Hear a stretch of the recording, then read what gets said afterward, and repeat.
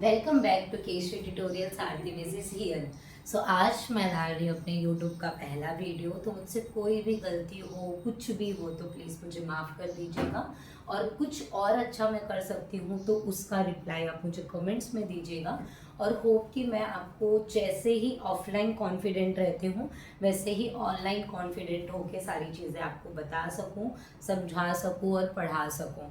आपने इंस्टाग्राम पे मुझे इतना पसंद किया है मैथ्स के वीडियो में, तो मैं सोच रही हूँ कि क्यों ना मैं अपने टैलेंट को यूट्यूब पे भी लेकर आऊँ। तो बस ये है आज मेरा पहला video and today is my birthday also. और मैंने आपसे प्रॉमिस किया था कि मैं अपने बर्थडे के दिन अपनी पहली वीडियो डालूंगी और वीडियो अच्छी लगी और ज़्यादा बढ़ी तो इसको हम और भी ग्रोथ करेंगे।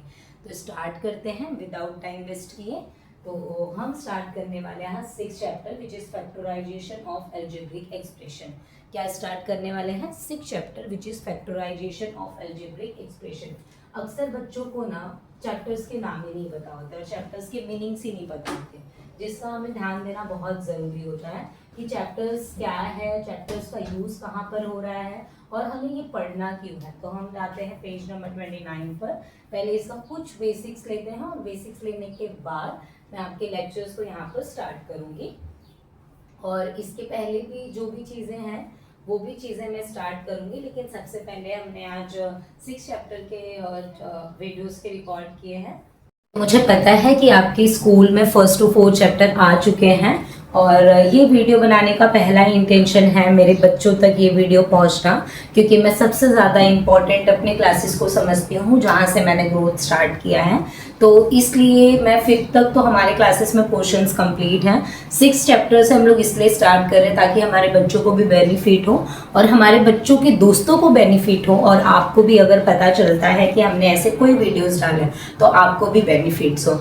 तो हम स्टार्ट करने वाले हैं 6 चैप्टर और 6 चैप्टर के बेसिक्स के साथ चलने के बाद मैं आपको एक एक एक्सरसाइज पूरा डन करवाऊंगी। जो भी डाउट्स है आप कमेंट्स में पूछ सकते हो। तो फर्स्ट 6 चैप्टर है हमारा factorisation of algebraic expression. Algebraic expression होता क्या है? तो अलजेब्रिक एक्सप्रेशन में यहाँ पर आपको अगर देखा जाए ना तो दिया है फैक्टर ऑफ क्वाड्रेटिक ट्राइनोमियल। अगर ट्राइनोमियल की बात करें तो ट्राइनोमियल क्या होता है बेटा? जब भी कोई भी टर्म्स सिंगल टर्म में नहीं होता, 3 टर्म्स में होता तो उसको हम लोग क्या बोलते हैं? ट्राइनोमियल्स बोलते हैं। सपोज ये x है, स्क्वायर है, ये 2x है प्लस x है, तो ये क्या हो गया? हमारा ट्राइनोमियल हो गया। क्या हो गया? ट्राइनोमियल। और क्वाड्रेटिक का क्या दिया हुआ है? आप लोग को एक बेसिक फॉर्मूला दिया है ax square plus bx plus क्या दिया हुआ है? c दिया हुआ है। तो ये 3 टर्म्स में 1 2 3 इसको हम लोग बोलेंगे ट्राइनोमियल। तो फैक्टराइज तो हम लोग इसके पहले भी करते आए हैं, ऐसा नहीं है कि ये हमारे लिए नया है।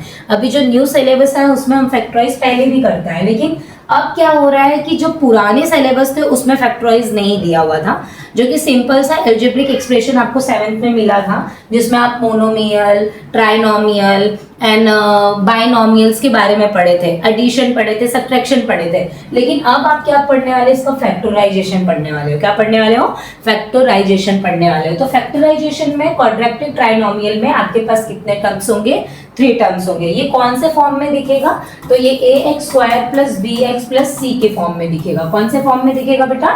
ax square plus bx plus c के फॉर्म में दिखेगा। तो ये चीज क्या करना है? आपको ध्यान देना कि अगर इस फॉर्म में नहीं है तो पहले आप इस फॉर्म में लेकर आओगे। सेकेंड थिंग, अब ये a क्या है, b क्या है और c क्या है? तो a एक कोफिशिएंट है, b भी एक कोफिशिएंट है और c भी एक कोफिशिएंट है। मैं हर बार अपने बच्चों को बोलती हूँ कि कोफिशिएंट मतलब नंबर, कोफिशिएंट मतलब नंबर। तो यहाँ पे समझो कोई भी अगर नंबर आपको दे दिया जाए तो वो आपका कोफिशिएंट ही होगा। उसके बाद आप देख रहे हो यहाँ पे x दिख रहा है आपको, इसको हम लोग बोलते हैं वेरिएबल। क्या बोलते हैं? वेरिएबल। जब भी मैं मैथ्स की कोई भी वीडियो आपको पढ़ा रही हूँ या समझा रही हूँ तो आप उसको बार बार रिपीट करो, क्योंकि मैथ्स बाय प्रैक्टिस से आने वाला है, बोलने से आने वाला है, सीखने से आने वाला है, लोगों को सिखाने से आने वाला है। तो अगर आपको ऐसा लगता है कोई भी सम आपको क्लियर हो गया ना तो आप 2-4 लोगों को सिखा दो, दैट इज वेरी इजी। तो हम आते हैं फिर से क्वाड्रेटिक इक्वेशन पे। क्वाड्रेटिक इक्वेशन में हम लोग क्या पढ़ रहे हैं? क्वाड्रेटिक ट्राइनोमियल पढ़ रहे हैं, जिसके 3 टर्म्स हैं, जिनमें नंबर्स को हम बोलते हैं कोफिशिएंट और ये हमारे क्या है, वेरिएबल्स हैं। तो इतनी चीजें हो गई। अभी फिलहाल एक बेसिक्स लेके चल रहे हैं, एक बेसिक्स के बाद हम और भी चलेंगे आगे। जैसे जैसे चैप्टर्स आगे बढ़ेंगे मैं आपको बेसिक्स के साथ साथ उनके फॉर्मूलेस वगैरह भी कराते चलूंगी। तो चलते हैं फिर थोड़ा सा आगे चलते हैं। यहाँ पे आपको कुछ एग्जाम्पल्स दिए हैं, एग्जाम्पल भी कोशिश किया करो करने के लिए। अब ये है आपका 6.1 एक्सरसाइज फैक्टराइज मेथड। तो यहाँ पे बहुत सारे सम हैं, कुछ सम्स मैं आपको एज अ होमवर्क भी दूंगी, कुछ सम्स मैं आपको कराऊंगी, कुछ सम्स में मे भी आपको डाउट हो सकता है, तो वो सारे सम्स में मैं आपको क्लियर करूंगी। तो ये है हमारा 6.1 फैक्टराइज मेथड। उसके बाद मैं आपको कराने वाली हूँ 6.2। तो 6.2 के लिए पहले उसके फॉर्मूले पे जाएंगे एंड देन 6.2 स्टार्ट करेंगे। तो पहले 6.1 खत्म करते हैं एंड देन उसके बाद हम आगे बढ़ते हैं। वीडियो थोड़ी लंबी होगी तो चलेगा, कोई बात नहीं, लेकिन मैं पूरी कोशिश करूंगी कि मैं आपके कॉन्सेप्ट को अच्छे से क्लियर कर सकूं। तो स्टार्ट करते हैं 6.1। मुझे कोई भी आइडिया नहीं है यूट्यूब पे कैसे क्या करना है, क्योंकि मेरा मैथ सब्जेक्ट है तो मेरे लिए बहुत ईजी है, मुझे पीडीएफ एंड ऑल की जरूरत नहीं है, मैं आराम से आपको सारी चीजें सिखा सकती हूँ। फिर हम स्टार्ट कर रहे हैं प्रैक्टिस सेट 6.1।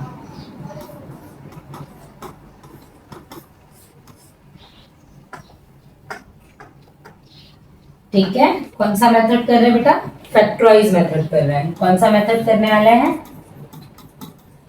फैक्टराइज मेथड करने वाले हैं। कौन सा मेथड करने वाले हैं, फैक्टराइज मेथड। मैं ना इसके लिए पहले आपको कुछ कीवर्ड्स दूंगी, वो कीवर्ड्स का यूज करेंगे और इसको यूज करने के बाद हम अप्लाई करेंगे कि मुझे समझ में आ रहा है कि नहीं वो सारी चीजें। तो कीवर्ड्स में क्या लेने वाली हूँ, पहले यहाँ पे मैं कलर ले लेती हूँ। मुझे लग रहा है कि कृष्णा सर को बहुत सारे कलर पसंद है, इसके लिए कृष्णा सर पूरे बोर्ड को मेरे कलरफुल बना देते हैं। और चलो स्टार्ट करते हैं पहले क्वेश्चन से। x² + 9x, x² + 9x + 18। ठीक है, x² + 9x + 18 आपको यहाँ पर दिया हुआ है, जो कि बहुत ही सिंपल है। मैं इसको अपने बच्चों को बताती हूँ कि सांप भी मर जा और लाठी भी न टूटे। मतलब कि ऐसा कुछ होना चाहिए कि आंसर भी आ जाए, प्रोडक्ट भी आ जाए और समझने में प्रॉब्लम भी नहीं हो।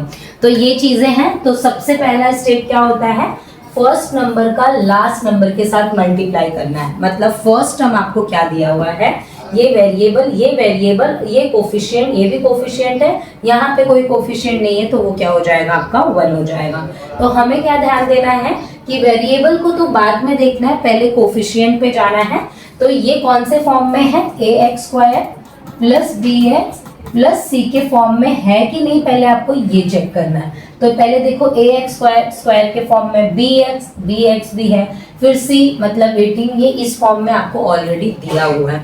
तो क्या करना है आपको, सबसे पहले फर्स्ट नंबर और लास्ट नंबर का मल्टीप्लाई करना है। तो यहाँ पे कुछ नहीं होता, वहां पे कौन होता है, 1। कौन होता है, 1। तो 18 × 1 = 18। 18 का ऐसा फैक्टर निकालना है ना कि +9 आना चाहिए। तो कैसे चेक करोगे कि 18 का कैसा फैक्टर निकालना है जो +9 आना चाहिए। तो एकदम सिंपल सी चीज है कि पहले चेक करो कि 18 किसके किसके टेबल में आता है। तो अगर 2 का टेबल हम पढ़ते तो 2 के टेबल में 18 आता है कि नहीं आता है, इजीली आता है। लेकिन 2 9 18 होता है। अब 9 + 2 ले लो, 9 + 2 कितना हो गया आपका, 11 हो गया। तो ये 18 आया क्या, मतलब आपको आंसर क्या आना चाहिए, 9 आना चाहिए। सिर्फ 18 नहीं आना चाहिए, आपको आंसर क्या आना चाहिए, 9 आना चाहिए। एक बार फिर से समझने की कोशिश करो। क्या करना है आपको, पहले नंबर का लास्ट नंबर के साथ आपको मल्टीप्लाई करना है।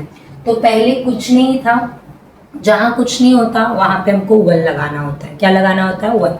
तो यहाँ पे हमने क्या लगा दिया, 1। 18 × 1 = 18। क्या बना, 18 × 1 = 18। 18 का ऐसा फैक्टराइज आपको लेना है कि जिसको प्लस करके या माइनस करके चाहे कैसे भी +9 आना ही चाहिए। अब 2 9 = 18 होता है, बट 9 + 2 11 हो गया। तो 9 तो आ नहीं रहा है, तो हम लोग को 18 के साथ साथ 9 भी आना चाहिए। अब 3 का टेबल पढ़ते हैं। 3 6 क्या होता है, 18 होता है। 3 6 क्या होता है, 18 होता है। अब इसका मल्टीप्लाई करके 18 भी आ गया और 3 और 6 को ऐसा कुछ करो जिससे 9 भी आ जाए। तो एकदम इजी है, 3 और 6 को मैं प्लस कर सकती हूँ। क्या कर सकती हूँ, प्लस। तो +3 प्लस 6 क्या बन जाएगा, 9 बन जाएगा। वेरिएबल क्या है, x, क्या है x, तो 6 + 3 9, वेरिएबल x, 9x आ गया। अब देखो साइन कौन सा है, प्लस का, तो बिगर के पास प्लस है तो प्लस 9x आ गया आपका। तो ये ध्यान रखना है, यहाँ पे ले लो 3x, यहाँ पे ले लो 6x, इसको मैं इरेज कर देती हूँ, ये आपके समझाने के लिए था। चलो अब क्या करना है, 3x और 6x तो हमारे पास आ ही चुका है। ये जो आया है नंबर, जो आपका प्रोडक्ट आया है 3 6 18 और 3 + 6 कितना आ गया, 9। इसको कौन सा साइन देना है अपने को, प्लस का साइन देना है। कौन सा साइन देना है, प्लस का। तो अब क्या करेंगे, हम सोल्यूशन निकालेंगे इसका। इस सोल्यूशन इसका क्या दिया हुआ है, तो सबसे पहले पहला जो नंबर है ना उसको एज इट इज लिखो। जो सेंटर वाला नंबर है ना उसमें इसको ऐड ऑन करो, +3x + 6x + 18 हो गया। अब क्या करो, ये दो फैमिली बना दो और इन दोनों को क्या बना दो, फैमिली बना दो। इसके पास भी x है, इसके पास भी x है, x को क्या करो, कॉमन ले लो। यहाँ पे क्या बचेगा, x + 3। अब बहुत सारे बच्चों को डाउट होगा कि कॉमन क्यों ले रहे हैं। कॉमन कब लिया जाता है बेटा, जब दोनों ही टर्म में कुछ ऐसी चीज हो जो सिमिलर दिखती हो, तो हम क्या करेंगे, उसको कॉमन ले लेंगे। तो तेरे पास भी x, मेरे पास भी x, चल x और x बाहर निकल, तो x को बाहर निकाला, यहाँ पे 2x था, एक x बाहर आ गया, तो अंदर कौन बचा, एक x बचा, और यहाँ पे एक ही x था जो कि बाहर आ गया, तो प्लस क्या बच गया, 3 बच गया। यहाँ पर ध्यान दो, यहाँ पे 6 कॉमन लेना है, फिर x प्लस क्या हो जाएगा, 6 3 x प्लस क्या हो जाएगा, सेकेंड थोड़ा सा मुझे गैप लेना पड़ेगा यहाँ पे।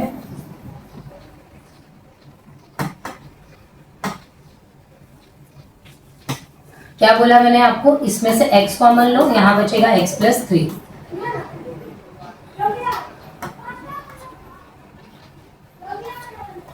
यहाँ पे क्या कॉमन लो, 6, यहाँ बचेगा x, 6 के टेबल में 18 कितने टाइम में, 3 टाइम में। प्लस और प्लस क्या होता है, प्लस होता है। जब आपका ये दोनों ब्रैकेट सेम आ जाए तो समझ जाना कि आप एकदम सही जा रहे हो, आपका आंसर एकदम राइट है। अब क्या होगा, एक सोल्यूशन आएगा आपका x + 6 जो बाहर है, एक सोल्यूशन हो गया, जो अंदर है वो आपका एक सोल्यूशन हो गया x + 3। तो दो सोल्यूशन आपको मिल रहे हैं, x + 6 x + 3। ये आपके क्या आ गए, फैक्टराइज के क्या आ गए, आंसर आ गए। तो ये मैंने फैक्टर बताया कि इसके फैक्टर क्या है, मतलब 18 किसकी किसके टेबल में आ सकता है, तो 6 के टेबल में भी आएगा और 3 के टेबल में भी आएगा। तो होप कि फर्स्ट सम आपको समझ में आया हो और मैं आपको एकदम अच्छे से समझा पाई हूँ। सेकेंड सम पे चलते हैं। सेकेंड सम आपको दिया है x² - 10x प्लस कितना दिया हुआ है, 9 दिया हुआ है। फिर से सेम मेथड अप्लाई करेंगे, पहले नंबर का लास्ट नंबर के साथ मल्टीप्लाई करो, पहले नंबर का लास्ट नंबर के साथ मल्टीप्लाई, 9 1 जा 9, 9 1 जा 9। 9 का ऐसा फैक्टर निकालना है बेटा 10 आना चाहिए। क्या आना चाहिए, 10 आना चाहिए। ऐसा कोई टेबल नहीं है 9 का जिसमें 10 आता हो, लेकिन मुझे ये पता है कि 9 1 जा क्या होता है, 9 होता है। तो 9 1 जा 9 आ गया और 9 + 1 कितना आ गया, 10। अब सबसे बड़ी प्रॉब्लम है कि माइनस कैसे लेकर आए, तो याद रखो माइनस तभी लगा होगा जब बिगर नंबर के पास माइनस होगा। तो बिगर नंबर को पहले माइनस दे दो, बिगर नंबर को माइनस दे दिया। व्हाट अबाउट स्मॉलर नंबर, अगर स्मॉलर नंबर को प्लस दोगे तो प्लस माइनस माइनस होगा, 9 में से 1 गया, आंसर 8 आएगा जो कि रॉन्ग हो जाएगा। अगर मैं इसको फिर से माइनस दे दूं तो माइनस माइनस क्या हो जाएगा, प्लस हो जाएगा, माइनस माइनस क्या हो जाएगा, प्लस हो जाएगा। तो माइनस माइनस प्लस मतलब क्या हो गया, 9 + 1 10 भी आ गया, वेरिएबल x से x भी आ गया और इसके पास बिगर साइन क्या है, माइनस, और माइनस भी आ गया, तो 10x आ गया हमारा। अब मैंने आपको क्या बताया था कि ये जो दो नंबर्स आ रहे हैं इन दो नंबर को आपको सेंटर में रख देने हैं चुपचाप। चलो रखते हैं। क्या करना है सोल्यूशन में, सबसे पहले x² - 10x की जगह पर क्या रखेंगे, -9x - 1x प्लस क्या रखेंगे, 9। अब ये दो दो फैमिली बन गई बेटा। फैमिली बनने के बाद यहाँ पे क्या कॉमन लोगे, x, क्या बचेगा x - 9। यहाँ पे किसको कॉमन लोगे, 1, यहाँ बचेगा x प्लस माइनस और 9। यहाँ पे 1 कॉमन क्यों लिया, क्योंकि मुझे x - 9 ही चाहिए और यहाँ पे x + 9 है, तो x ले लो 9 ले लो। अब प्लस माइनस क्या हो जाएगा, माइनस, इसके लिए सिर्फ 1 को कॉमन लोगे। अब मैंने जैसा कि बताया था दोनों ब्रैकेट सेम आ गया, मतलब आंसर क्या हो रहा है, सही। x - 9 एक सोल्यूशन मिला और x - 1 एक सोल्यूशन मिला। तो ये आपका एकदम इजी सा क्वेश्चन हो गया। होप कि आप लोगों को समझ में आ रहा होगा, मैं आप लोगों को अच्छे से समझा पा रही रहूंगी। फिर चलते हैं हमारे थर्ड क्वेश्चन पे।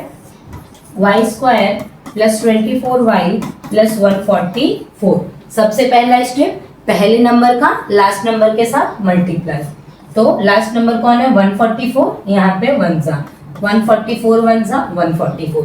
अगर आप लोग ने स्क्वायर पढ़ा होगा तो आपको पता होगा कि 144 12 का स्क्वायर होता है। अगर 144 12 का स्क्वायर होता है तो क्या मैं ऐसा बोल सकती हूँ 12 12 जा 144। चलो 12 12 जा 144 तो आ गया, लेकिन अपने को बीच में आंसर क्या चाहिए? आंसर चाहिए अपने को 24।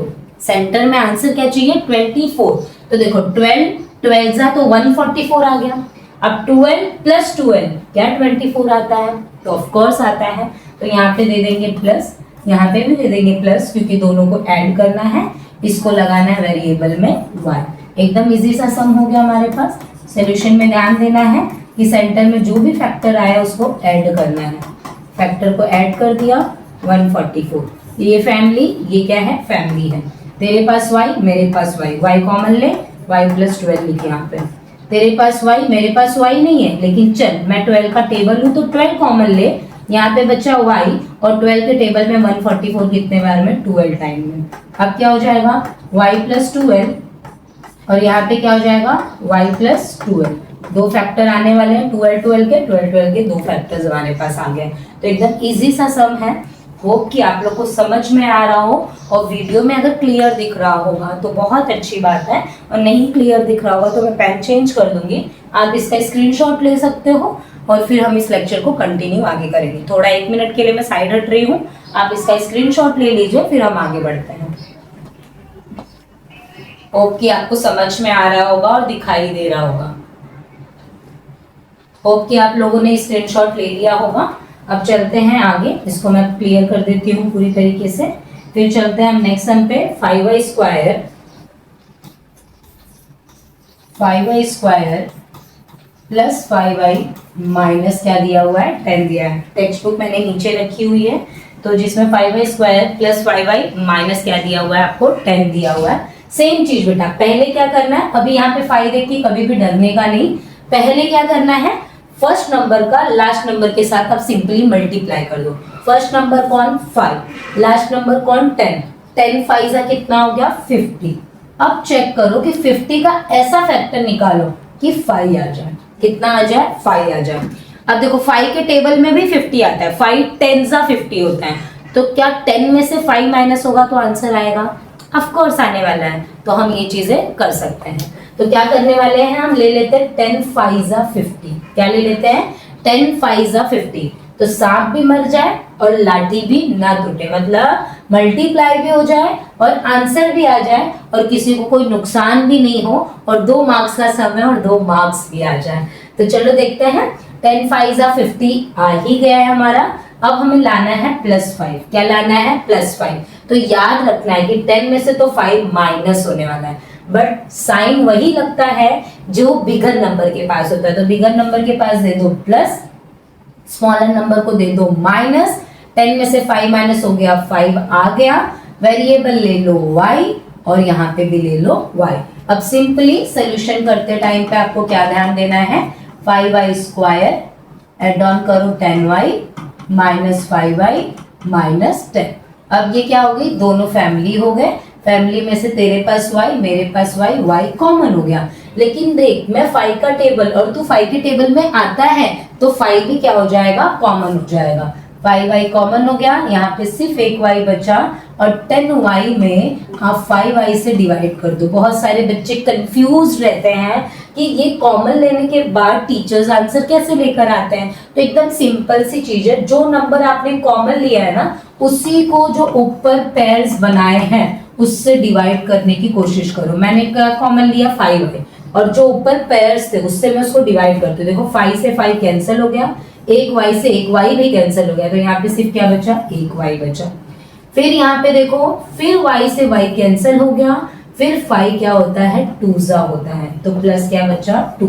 तो मतलब ये 5y इस टर्म से भी डिवाइड होगा और ये 5y इस टर्म से भी डिवाइड होगा, तो y से y कैंसिल और 5 2 जा कितना आ गया 10। तो मतलब क्या आने वाला है आपका y+2, क्या आने वाला है y+2। तो यहाँ पे हम लिख लेंगे y+2, क्या लिखेंगे y+2। ठीक है, आप बार बार बोलते बोलते करेंगे, वीडियोस को बार बार रिपीट करेंगे, बार बार देखेंगे। यहाँ पे ले लेते हैं y+2 ही चाहिए, तो क्या लेना पड़ेगा 5, क्योंकि y इसके पास है बट इसके पास नहीं है, तो 5 कॉमन ले लिया, यहाँ पे बच्चा y।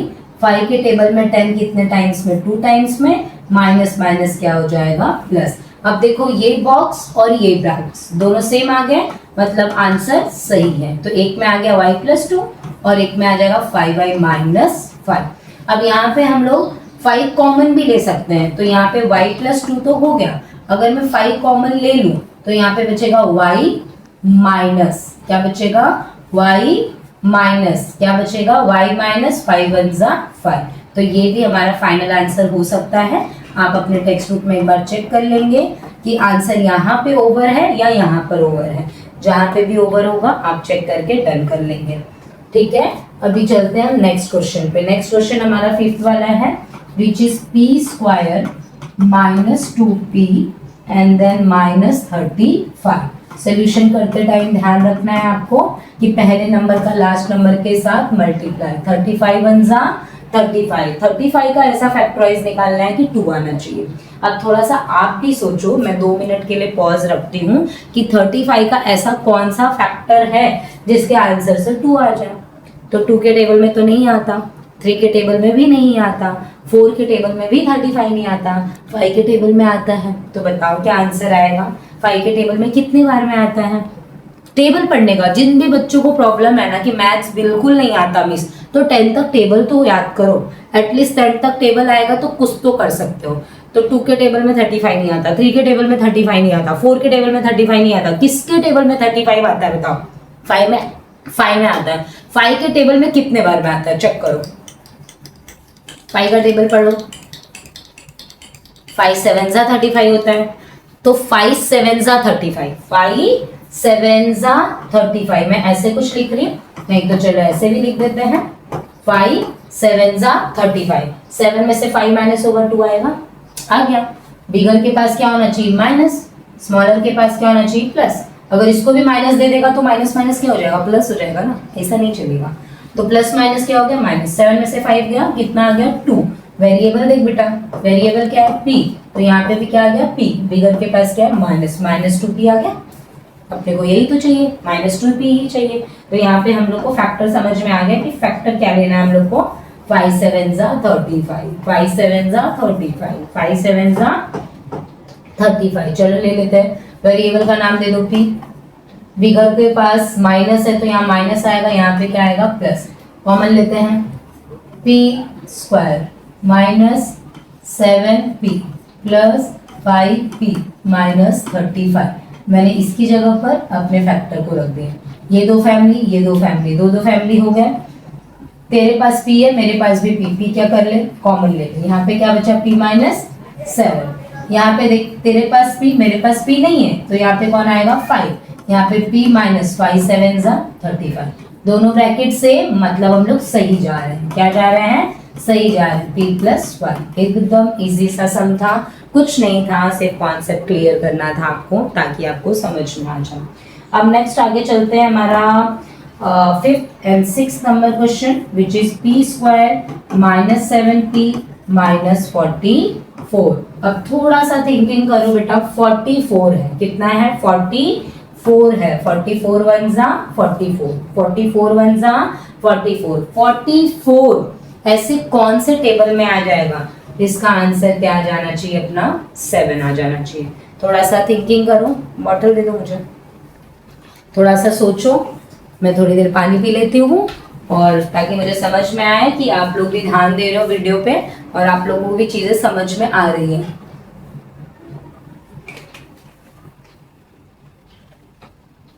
थिंकिंग करना मोस्ट इंपॉर्टेंट है, विदाउट थिंकिंग आप कुछ नहीं समझ सकते हो।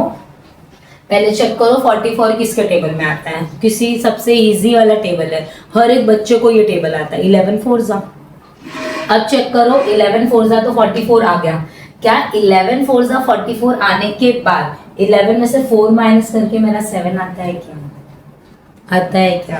आ रहा है ना, मुझे पता है कि आना ही चाहिए। अब तुम लोग को शायद थोड़ा बहुत समझ में आ ही रहा होगा। तो 11 4 हो गया बेटा 44। 11 में से 4 माइनस किए, आने वाला है 7। क्योंकि आंसर के पास माइनस है तो बड़े नंबर को आंख बंद करके दे दो माइनस। ठीक है, अब अगर यहाँ पे भी माइनस दे दोगे तो माइनस माइनस हो जाएगा प्लस, तो यहाँ पे दे दो बेटा प्लस। माइनस नहीं देना है क्योंकि माइनस माइनस प्लस नहीं करना है, सिर्फ प्लस देंगे। तो प्लस माइनस क्या हो जाएगा? माइनस। अब 11 में से 4 माइनस तो हो जाएगा, 7 आ जाएगा। वेरिएबल क्या दे देंगे बेटा? p। क्या दे देंगे? p। एकदम सिंपल सा सम है, सॉल्व करते हैं इसको। p square minus 11p plus 4p minus 44, ये जोड़ी और ये जोड़ी बन गई। तेरे पास p, मेरे पास p, p कॉमन ले, यहाँ पे एक p बचा, माइनस 11 बचा। यहाँ पे 4 कॉमन ले, यहाँ पे p बचा, प्लस माइनस माइनस। 4 के टेबल में 44, 4 के टेबल में 44, 4 1 जा कितना आया? 11। कितना आ गया? 11। तो एक बार आंसर आएगा p माइनस 11, एक बार आंसर आएगा p प्लस 4। एकदम सिंपल सा इजी सा सम है। तो ये भी क्लियर हो गया। नेक्स्ट चलते हैं हम लोग। थोड़ा सा मैं अपने कैमरामैन से पूछ लेती हूँ, वीडियो कितनी मिनट की हुई? कितने मिनट की है? 25 मिनट्स की। आधे घंटे की एक वीडियो हम लोग को डालनी है। तो p माइनस 11 और p प्लस 4 ले लिया मैंने। अब चलते हैं आगे वाले क्वेश्चन पे। एक सम और कराती हूँ, फिर मैं थोड़ी देर वीडियो को पॉज करूंगी, फिर उसके बाद पार्ट 2 में लेकर जाऊंगी। तो कहाँ तक हुआ हमारा? 6 सम तक हो गया। 7 सम लेते हैं। m square minus 23m plus 120। अगर आप लोग बुरा ना मानो तो एक आध क्वेश्चन मैं आपको होमवर्क देने की कोशिश करूंगी, ताकि आप थोड़ा सा ट्राई करो घर पे। नहीं आता तो आप मुझे बताना, मैं उसका भी शॉर्ट वीडियो डाल दूंगी आपके लिए। अब 120 1 क्या होता है बेटा? 120 होता है। अब आना चाहिए मुझे 23 आंसर। अब क्या करेंगे? पहले चेक करो कि 120 किसके किसके टेबल में आता है। तो अगर मैं 12 के टेबल में जाऊं तो 12 10 होता है, तो 12 प्लस 10 22 आएगा, 120 नहीं आएगा। 14 नहीं, 15 में जाओ, बताओ 15 के टेबल में भी 120 आता है। कितने बार में आता है? 15 का टेबल पढ़ो, सोचो, एनालाइज करो और बताओ। अब बहुत सारे बच्चे ऐसे होंगे जिनको टेबल ही नहीं आता होगा 15 का, तो सोचना तो पड़ेगा, बिना सोचे कुछ होने वाला नहीं है।